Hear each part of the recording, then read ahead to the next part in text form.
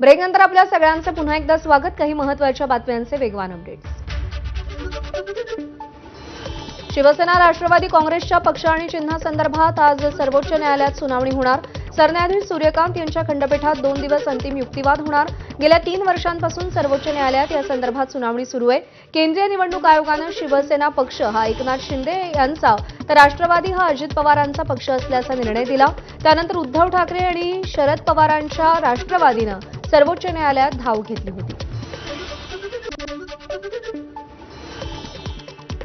राज्यातील स्थानिक स्वराज्य संस्थांच्या निवडणुकांचं बिगुल वाजलं असून आजचा दिवस सगळ्याच राजकीय पक्षांसाठी अत्यंत महत्त्वाचा आहे. जिल्हा परिषद आणि पंचायत समितीसाठी उमेदवारी अर्ज भरण्याचा आजचा शेवटचा दिवस आहे. दुपारी 3 वाजेपर्यंत अर्ज स्वीकारले जाणार असल्यानं शेवटच्या क्षणी धावपळ होऊ नये म्हणून प्रशासनही सज्ज झालंय. राज्यातील एकूण 12 जिल्हा परिषद आणि 125 पंचायत समित्यांसाठी हे मतदान होत आहे. 5 फेब्रुवारी रोजी प्रत्यक्ष मतदान होईल तर 6 फेब्रुवारीला मतमोजणी होऊन निकालाचा गुलाल उधळला जाईल.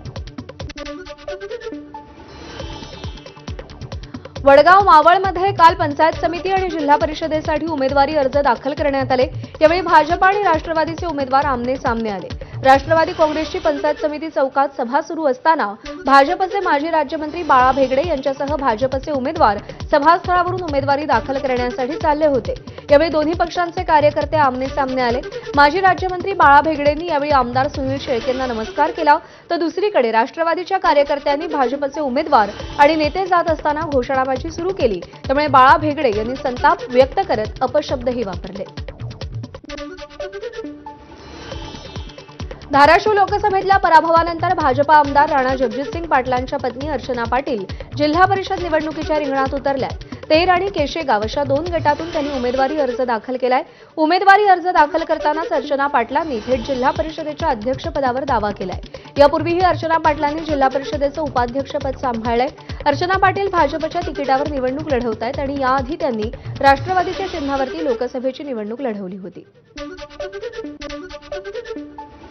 निवडणूक लढताना एक सक्षम उमेदवार त्या खुर्चीवर, महिला आरक्षण हे फक्त आरक्षणाची जागा भरण्यासाठी महिला नाही बसवायची, तर ती योग्य तो कारभार करू शकते आणि योग्य तो प्रश्नांना न्याय देऊ शकते, सगळ्यांना न्याय देऊ शकते, जिल्ह्यातल्या लोकांना. म्हणून निवडून द्या, अध्यक्षपदाचा उमेदवार निवडून देत आहेत, हेच मी माझ्या गटातल्या लोकांना सांगणार. गेली अनेक वर्ष रायगडच्या जिल्हा परिषदेवरती सत्ता गाजवणाऱ्या शेकापकडून यंदा देखील निवडणुकीसाठी जोरदार तयारी सुरू आहे. शेकापा आणि रायगड जिल्हा परिषद हे आमचं वेगळं समीकरण असून सर्वसामान्य जनतेच्या कामासाठी शेकापच हवी आणि त्यासाठी आम्ही पूर्ण तयारीनिशी रिंगणात उतरलो असून आमचे उमेदवार हे सुशिक्षित आणि तरुण आहेत. त्यामुळे चांगला प्रतिसाद आम्हाला मिळेल आणि आमचा विजय होईल असा विश्वास शेतकरी कामगार पक्षाच्या राज्य प्रवक्त्या चित्रलेखा पाटील यांनी व्यक्त केला आहे. शेका पक्ष पूर्ण तयारीनिशी या निवडणुकीत उतरली. आम्ही महाविकास आघाडीचा भाग आहोत, इंडिया आघाडीचा भाग आहोत आणि आम्ही बऱ्याच ठिकाणी फॉर्म्स भरलेले आहेत आणि खूप चांगले तरुण उमेदवार आम्ही बऱ्याच ठिकाणी देण्याचा प्रयत्न केला आहे. आम्ही ग्रॅज्युएट आणि क्वालिफाईड उमेदवार देण्याचा प्रयत्न केला आहे. महाराष्ट्रातील स्थानिक स्वराज्य संस्थांमधील आरक्षण तसंच प्रलंबित जिल्हा परिषदांच्या निवडणुकांसंदर्भात सर्वोच्च न्यायालयात आज सुनावणी पार पडणार आहे. सरन्यायाधीश सूर्यकांत यांच्या खंडपीठासमोर ही सुनावणी पार पडेल. राज्यातील 12 जिल्हा परिषदा आणि 125 पंचायत समित्यांच्या निवडणुका जाहीर झाल्या असल्या तरी उर्वरित ठिकाणी 50% आरक्षणाची मर्यादा ओलांडली गेल्यामुळे निवडणुकांवरती स्थगिती आहे. सर्वोच्च न्यायालयात होत असलेल्या सुनावणीत राज्य निवडणूक आयोग काय भूमिका घेणार आणि उर्वरित निवडणुकांचा मार्ग मोकळा होणार का, यासाठी आज होणारी सुनावणी महत्त्वाची मानली जाते. मुंबई महापालिकेच्या निवडणुकीनंतर आता सत्तेची समीकरणं जुळवण्याला वेग आलाय. आज ठाकरेंच्या शिवसेनेचे सगळे नवनिर्वाचित नगरसेवक आपली अधिकृत गटनोंदणी करणार आहेत. सकाळी 10 वाजता दादरच्या शिवसेना भवन इथे सगळे 65 नवनिर्वाचित नगरसेवक एकत्र जमणार असून पक्षप्रमुख उद्धव ठाकरे यांच्या मार्गदर्शनानंतर हे सगळे नगरसेवक बेलापूरच्या दिशेने रवाना होणार आहेत. नवी मुंबईतील बेलापूर इथे असलेल्या कोकण भवन आयुक्त कार्यालयात या नगरसेवकांची गटनोंदणी केली जाणार आहे. कल्याण डोंबिवली महापालिकेच्या निवडणुकीनंतर नगरसेवक पळवापळवीच्या गोंधळानंतर मंगळवारी अभूतपूर्व गोंधळ उडाला. ठाकरेंच्या शिवसेनेचे 2 नगरसेवक शिवसेनेच्या संपर्कात असताना नाट्यमय घडामोडींनंतर पुन्हा 2 नगरसेवक मनसेच्या गोटात गेल्यानं आश्चर्य व्यक्त होत आहे. ठाकरेंच्या नगरसेवकांची संख्या 11 वरून आता 7 वर घसरली आहे. उद्धव सेनेच्या स्वप्नाली केडे आणि राहुल कोट मनसेच्या गोटात गेल्यानं मनसेचं संख्याबळ 5 वरून 7 झालंय. हे दोघंही नगरसेवक मूळचे मनसेचे आहेत. ते मंगळवारी गटस्थापनेसाठी कोकण भवन कार्यालयात गेले नाहीत.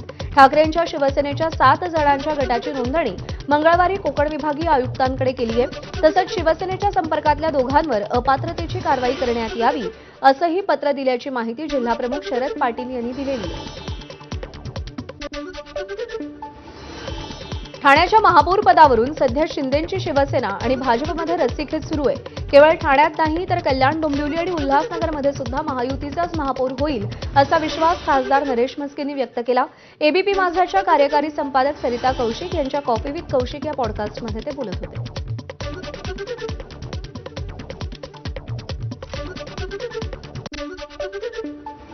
ठाण्यात आमचा महापौर त्या ठिकाणी 100% बसणार, महायुतीचा महापौर. कल्याण डोंबिवली महानगरपालिका असेल, उल्हासनगर महानगरपालिका असेल, डॉक्टर श्रीकांत शिंदे यांच्या मार्गदर्शनाखाली त्या ठिकाणी आमचा महापौर बसेल. आणि बऱ्याच ठिकाणी महापौर बसवण्याचा आम्ही मुंबईमध्ये माननीय देवेंद्रजी आणि एकनाथ शिंदे साहेब बसून निर्णय घेतील. महायुती म्हणून आम्ही निवडणूक लढलोय. महापौर जर मुंबईत आमचा बसला तर नक्कीच आनंद होणार आहे. कुणाला नाही होणार आनंद. त्यामुळे प्रत्येक पक्षाला वाटतं की आपला महापौर त्या महानगरपालिकेवरती बसावा. मीरा भाईंदर महापालिकेच्या निवडणुकीनंतर आता महापौर पदासाठी राजकीय वातावरण चांगलंच तापलंय. मराठी महापौर हवा या मागणीसाठी आता आक्रमक इशारा देण्यात आलाय. मराठी एकीकरण समितीचे अध्यक्ष गोवर्धन देशमुख यांनी थेट इशारा दिलाय. जर मीरा भाईंदरला मराठी महापौर मिळाला नाही तर रस्त्यावर रक्त सांडेल. तर गोवर्धन देशमुखांच्या या भूमिकेला आता मनसेनंही ताकद दिली आहे. मनसेचे जिल्हाध्यक्ष अविनाश जाधव यांनी शहरात मराठी महापौर बसवण्यासाठी आक्रमक पवित्रा घेतला असून प्रशासनाला इशारा दिलाय. दरम्यान या विरोधाला न जुमानता भाजप आमदार नरेंद्र मेहता यांनी आपली भूमिका स्पष्ट केली आहे. कोण काय म्हणतं याच्याशी घेणं देणं नाही, पक्षाचा निर्णयच अंतिम असेल असं सांगत त्यांनी या वादाला बगल दिली आहे. मुंबईचा महापौर मराठी होईलच, परंतु त्यासोबतच मीरा भाईंदर महानगरपालिकेवरती मराठी महापौरच बसेल. आणि जर कोणी उद्दामपणा, माजुरटेपणा जर केला तर गाठ मात्र मराठी माणसाची आहे. या ठिकाणी उग्र आंदोलन होईल आणि संयुक्त महाराष्ट्र 2 म्हणून एक मोठा लढा या मीरा भाईंदर शहरामध्ये उभा राहील. एकीकरण समितीने जे सांगितलं आम्हीही त्याच भूमिकेवर ठाम आहोत की मीरा भाईंदरचा महापौर हा मराठीच असला पाहिजे. कारण शेवटी हे महाराष्ट्रात आहे ना. एकीकरण समितीला माझी विनंती आहे, तुम्ही जे म्हटलात की रक्त जर महापौर मराठी बसला नाही तर रक्त सांडेल, तो आमची विनंती आहे की तो रक्त फक्त मराठी माणसाचा नसला पाहिजे. मराठी एकीकरण समितीने सांगितलंय काल की जर महापौर मराठी नाही केलं तर रस्त्यावरती रक्त सांडू. तर यावेळी मीरा भाईंदरमध्ये मराठी महापौर मिळणार आहे की नॉन मराठी, काय नेमकं? बघा असं आहे की अजून महापौरचं आरक्षण आलं नाहीये आणि हा पक्ष निर्णय घेईल. त्यांनी काय सांगितलं त्याच्यावर मी काय उत्तर द्यायला पाठवली नाहीये. माझा पक्षाचा जो निर्णय असेल तोच महापौर असेल. काँग्रेस नेते विजय वडेट्टीवार आणि चंद्रपूरच्या खासदार प्रतिभा धानोरकर यांच्यातला अंतर्गत वाद शिगेला पोहोचलाय. महानगरपालिकेतील गटनेता निवडीवरून दोन्ही काँग्रेस नेत्यांमध्ये जोरदार वाद सुरू असून दोघांमध्ये कमालीचा संघर्ष उफाळून आलाय. हा वाद शमवण्यासाठी काँग्रेस प्रदेशाध्यक्ष हर्षवर्धन सपकाळ नागपुरात जाणार आहेत. चंद्रपूर महानगरपालिकेतील काँग्रेस नगरसेवकांपैकी काही नगरसेवक विजय वडेट्टीवार यांनी पळवल्याचा आरोप धानोरकरांनी केलाय. तसंच सामूहिक राजीनाम्याची देखील धमकी त्यांनी दिली आहे.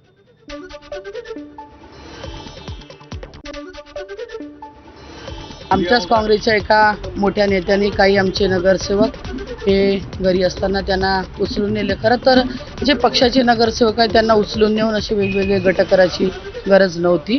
का नेलं ते मला माहीत नाही आणि कोणी नेलं हे म्हणण्यापेक्षा आमच्या जिल्ह्याचे जे नेते आणि विधिमंडळाचे गटनेते आहे विजूभाऊ वडेट्टीवार यांचे काही लोक त्यांनी त्या नगरसेवकाच्या घरी अक्षरशः रॅलीतूनच त्या काही नगरसेवकांना त्यांनी उचलून. हा मतदारसंघ माझा आहे. मी त्या काँग्रेसची खासदार म्हणून त्या ठिकाणी काम करत आहे आणि कोणीही बाहेरचा माणूस येईल आणि अशा पद्धतीचं काम त्या ठिकाणी करेल. खरं तर हे पक्षासाठी देखील चुकीचं आहे. मला मान्य आहे विजूभाऊ वडेट्टीवार हे काँग्रेसचेच आहे, मी देखील काँग्रेसचीच आहे. पण विजूभाऊ वडेट्टीवार हे अख्ख्या महाराष्ट्राचे नेते आहे. फक्त माझ्या लोकसभेपुरते किंवा चंद्रपूर जिल्ह्यापुरते मर्यादित नाही. त्यांचं काम फार मोठं आहे. म्हणून माझी त्यांना देखील विनंती आहे की त्यांनी अख्ख्या महाराष्ट्राकडे लक्ष दिलं पाहिजे. महाराष्ट्रात इतरही ठिकाणी महापालिकेच्या निवडणुका झाल्या, त्या ठिकाणी त्यांनी लक्ष द्यायला पाहिजे होते. फक्त माझ्याच मतदारसंघात किंवा आमच्या जिल्ह्यापुरतेच ते मर्यादित नाही. आणि माझं स्पष्ट आहे, मी स्पष्ट बोलणारी बाई आहे. मी कधी कोणाच्या मतदारसंघात ढवळाढवळ करत नाही. पक्षाला जर का आमची गरज नसेल तर आम्ही काम करणारे लोक आहो. जमिनीवरती राहून काम करतो, लोकांमध्ये राहून काम करतो.